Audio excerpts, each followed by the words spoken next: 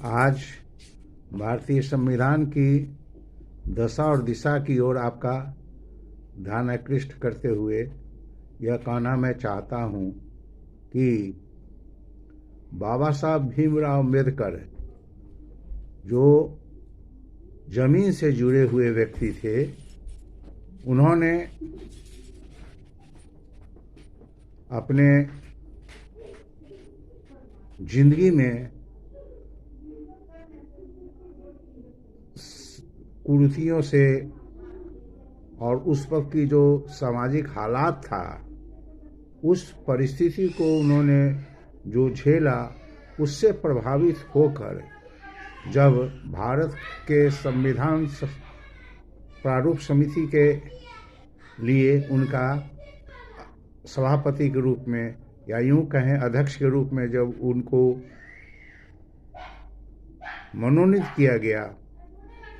तो उन्होंने अपनी जिंदगी में गुजरे हुए हालात के शमन के लिए या उसका समाधान के लिए और आज़ाद भारत का उसकी आज़ाद भारत के लोगों के जिंदगी में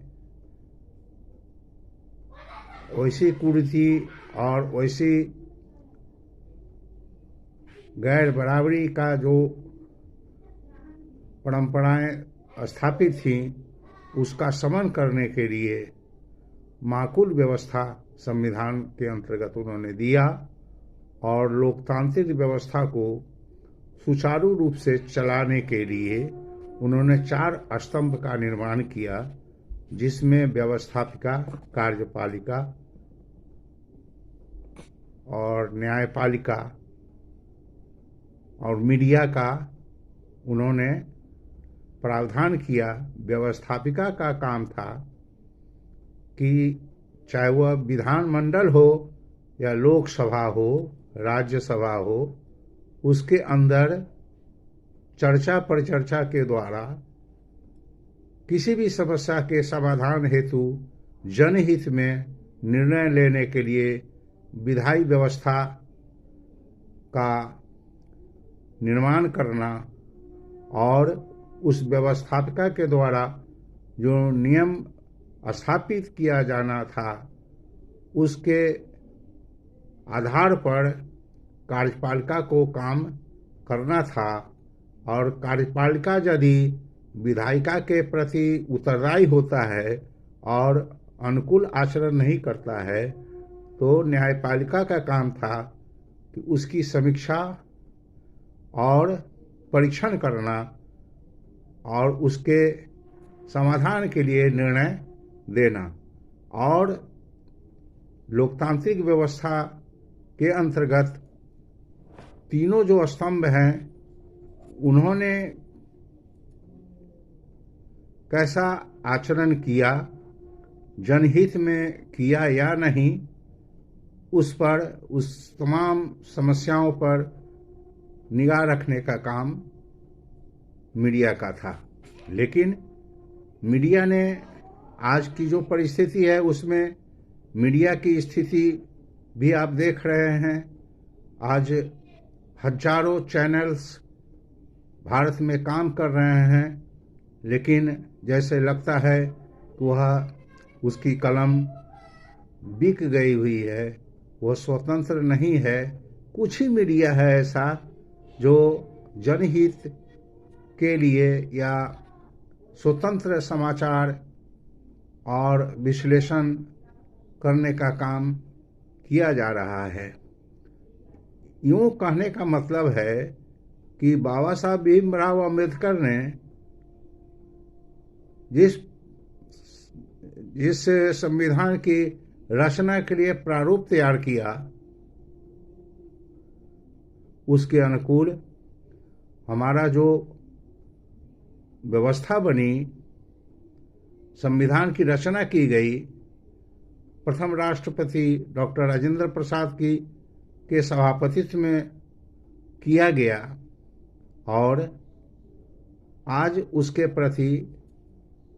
जो स्थिति बन रही है, लगता है कि वो अपने रास्ते से भटक गया है। और यह हालात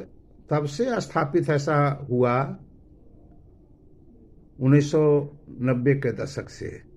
जब इस देश में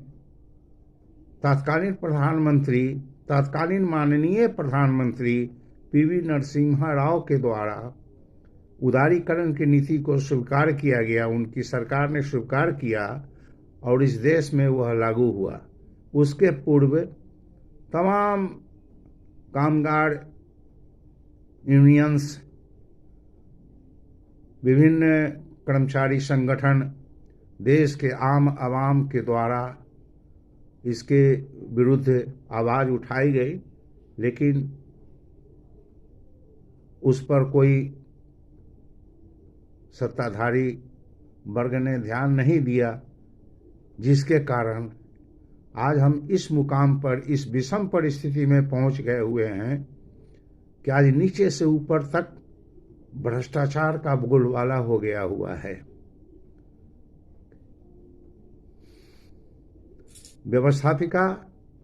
जो व्यवस्थापिका थी, उसका काम था विधायी व्यवस्था निपटाना। वह उतना ही तक उनका कार्य सीमित किया गया था ताकि सब इकाई का अपना अपना अस्तित्व और वो स्वतंत्रता पूर्वक वो काम कर सकें। लेकिन जब उदारीकरण की नीति अपनाई गई तो उनके लिए, विधानमंडल के सदस्यों के लिए, लोकसभा के सांसदों के लिए एक सार्वजनिक निधि की व्यवस्था कर दी गई करोड़ों रुपए की,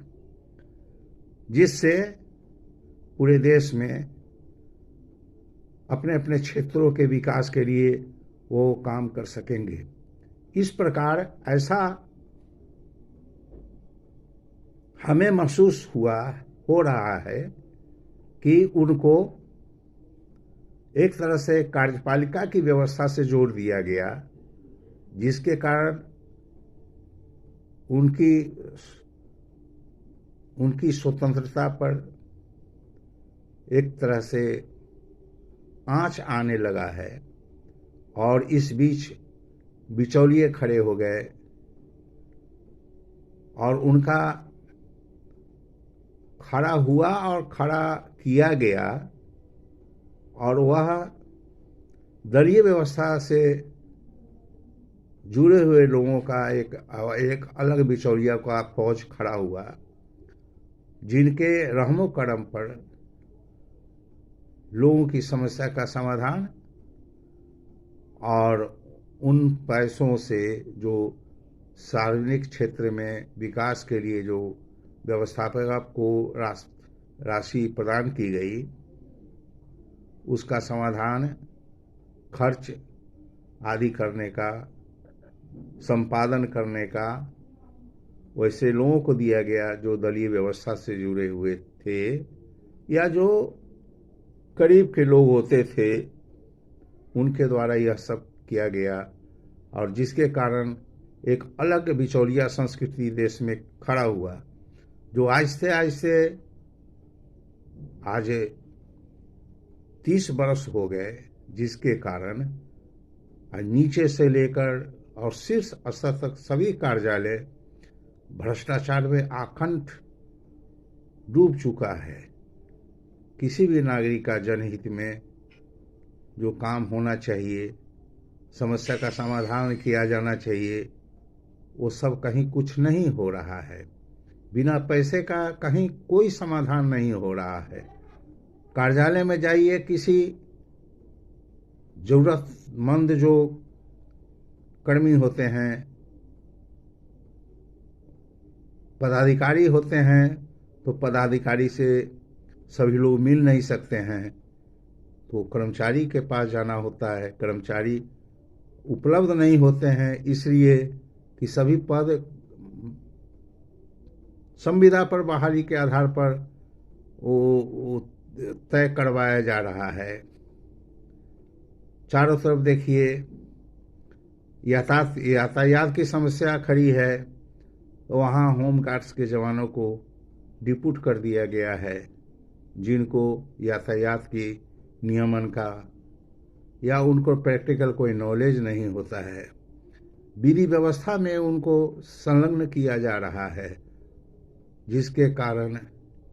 पूरी निर्भरता शासन प्रशासन का उन्हीं के कंधों पर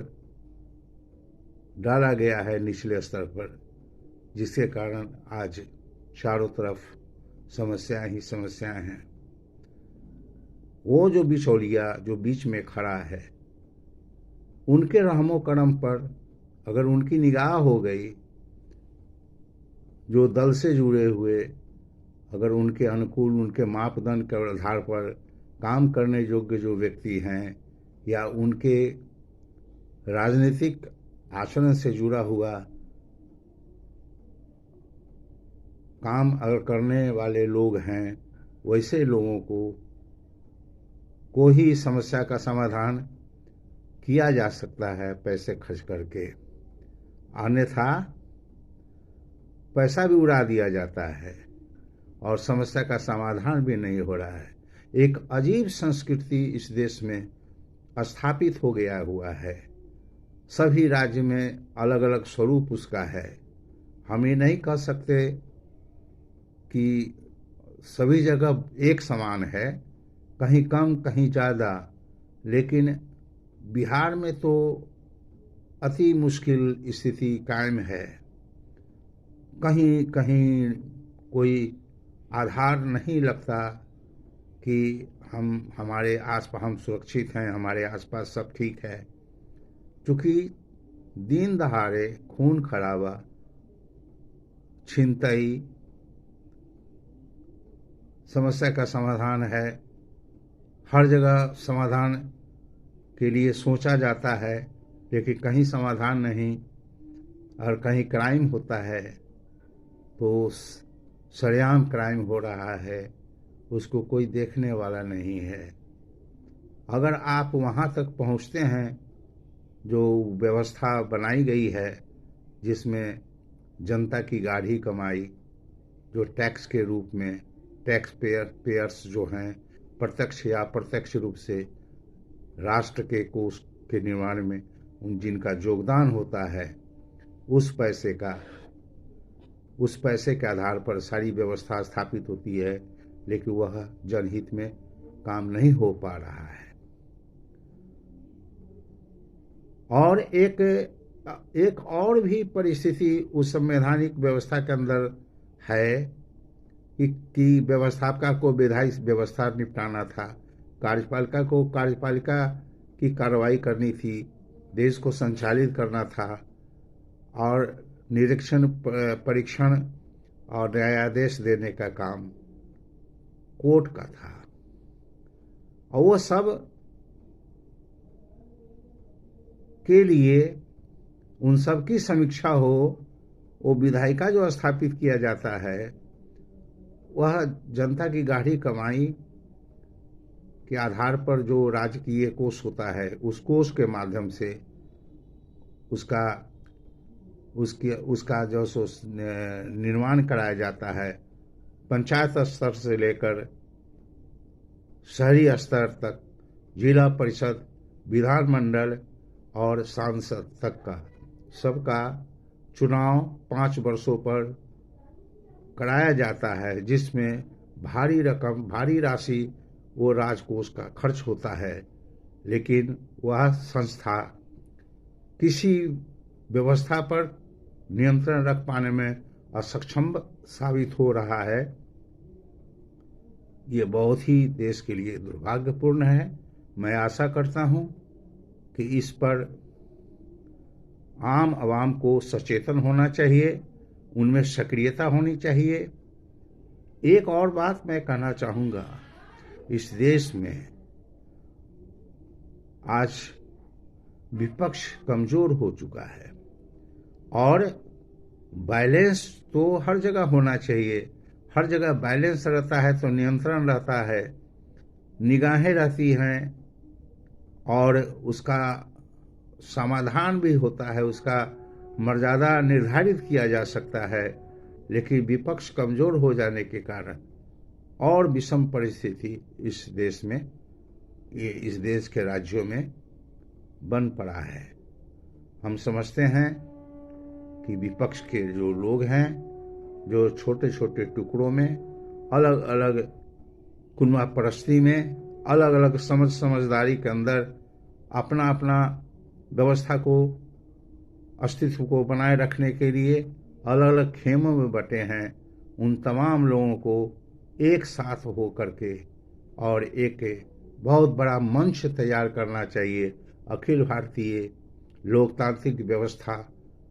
निर्माण मंच का निर्माण किया जाना चाहिए। हमें तो सबक लेना चाहिए कि जयप्रकाश नारायण जी ने एक बहुत बड़ा गोलबंदी किया था इस देश में, और तमाम छोटे छोटे टुकड़ों में जो बटे थे लोग, वह जब एक जगह हुए तो एक समा बदल गई देश की। जो हम उस पीढ़ी के जो लोग हैं, जब लड़ाई लड़ी गई थी जयप्रकाश नारायण आंदोलन के रूप में, और उसका जो परिणाम आया था वो सुखद था, लेकिन फिर धीरे धीरे धीरे धीरे परिस्थितियां बदलती चली गई। 74-77 में वो आंदोलन हुआ था, और फिर 90 के दशक से जो परिस्थिति बन गई इस देश में, वो बहुत ही गलत राह की ओर, जहां भ्रष्टाचार चरम पर पहुंचने का मार्ग प्रशस्त हुआ। विभिन्न कारण हैं इसके पीछे। लोग अति उत्साहित हो गए उदारीकरण के एक व्यवस्था के अंदर। हम समझते हैं कि मेरी बातों पर गंभीरतापूर्वक विचार करते हुए व्यवस्था को ऐसा कुछ बनाया जाए जो इस देश का, हम समझते हैं कि इसका समाधान असंभव नहीं है, लेकिन कठिन जरूर है। लेकिन इस कठिन परिस्थिति को ठीक करने के लिए हमें अपनी कुर्बानी तो देनी ही होगी। जय हिंद। बीच में